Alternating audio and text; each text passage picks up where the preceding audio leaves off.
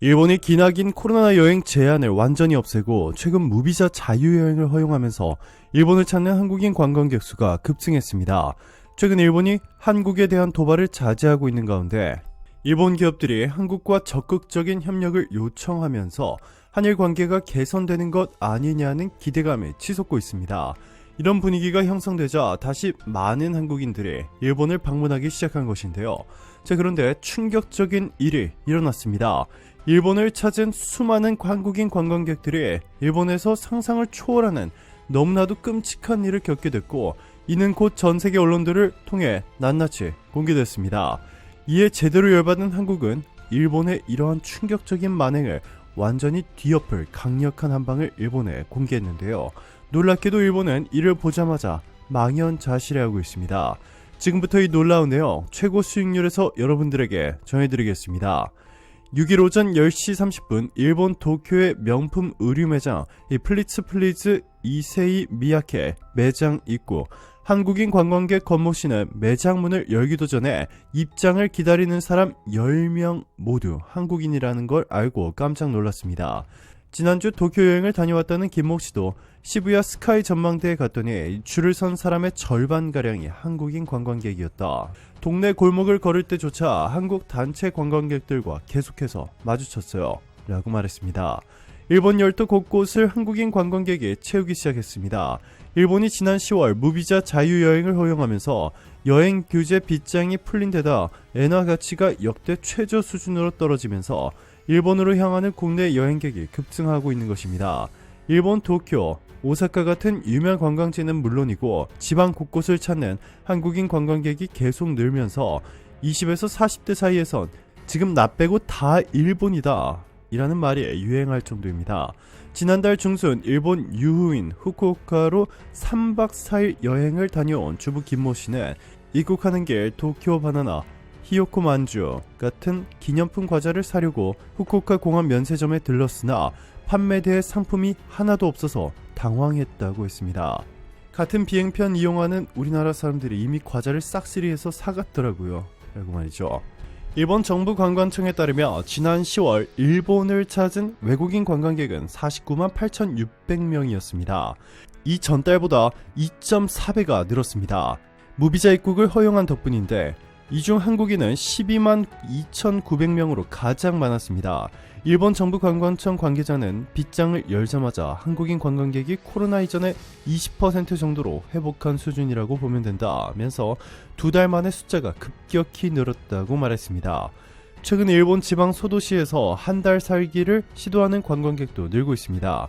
각종 여행 커뮤니티에는 저녁에 마트나 편의점 털이를 하는 즐거움이 있고 전반적인 물가가 저렴해서 한 달 살아볼만하다 같은 후기가 속속 올라오고 있습니다.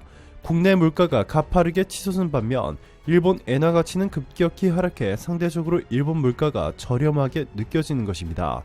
그런데 이렇게 어려운 시기에 한국인 관광객들이 일본의 관광산업을 사실상 살려주고 있는데도 불구하고 일본이 한국인 관광객들을 어떻게 대우하고 있는지, 이 실제로 어떤 일들이 벌어지고 있는지가 공개되면서 너무나도 큰 충격을 주고 있습니다.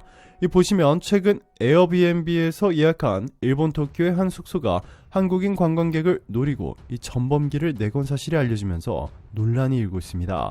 14일 국내 최대 일본 여행 커뮤니티인 내일동에 따르면 지난 7일 에어비앤비를 통해 도쿄 주조역 인근 숙소에 우길기와 천황폐하 만세 깃발이 걸려있다며 한국인 관광객들을 조롱하고 있다는 이 제보가 나왔습니다. 작성자가 짐을 맡기기 위해 입실 시간보다 이른 오전 11시에 숙소에 도착했을 때는 아무런 깃발도 없었지만 일정을 끝내고 밤 10시에 도착하니 문제의 깃발이 걸려 있었다는 것입니다. 작성자는 안전의 위협을 느껴서 즉시 다른 호텔로 이동한 것으로 전해졌는데요. 해당 일본인 집주인이 한국인이 자신의 집에서 먹는 것을 확인한 뒤에 이 우길기를 걸어 사실상 한국인 테러를 한 것입니다. 다음날 집주인을 찾아간 한국인 관광객은 외부인 침입을 막기 위해 국기를 달았다는 이 황당무계한 답변을 들었다고 전했습니다. 이 한국인 누리꾼들은 심지어 문 앞에 호국존황이라는 스티커가 붙어있다. 여태 본 것 중 가장 최악, 독일의 유대인 관광객이 왔는데 집주인이 나치 깃발을 건 것과 마찬가지다. 사진만 봐도 끔찍하다 등의 반응을 보였습니다. 이 충격은 이뿐만이 아니었습니다. 최근 일본 법원이 일본에 있는 한국인 국제학교에 불을 지른 남성에게 징역 3년, 집행유예 5년의 판결을 했다고 NHK 등 현지 언론이 8일 보도했습니다. 이 마코토는 지난 4월 5일 새벽 학교 건물 안에 있는 골판지에 불을 붙여 방화한 혐의로 재판을 받아왔습니다. 이 남성은 트위터 등 SNS에서 제일 외국인들을 비난하는 내용을 반복해서 접했고, 특히 제일교포와 조선인을 방치할 경우 일본이 위험에 처할 것이라는 이 잘못된 믿음으로 범행을 저지른 것으로 조사됐습니다. 또 수사 과정에서 한국인 주소가 적힌 명단을 학교에서 훔쳐 한국인을 습격할 생각이었다라고 진술하기도 했습니다. 이 잘못했으면 제일 한인교포 학생 수백 명이 사망할 수도 있는 끔찍한 사건이었는데도 일본 재판부의 판결은 고작 집행유예. 어이가 없죠.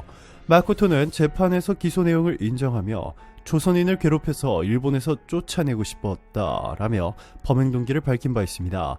한국을 명백히 차별하는 판결로 인종차별 범죄의 경우 미국에서는 최대 무기징역, 한국에서도 매우 강력히 처벌하고 있는데 일본 재판부의 판결은 너무나 충격적입니다.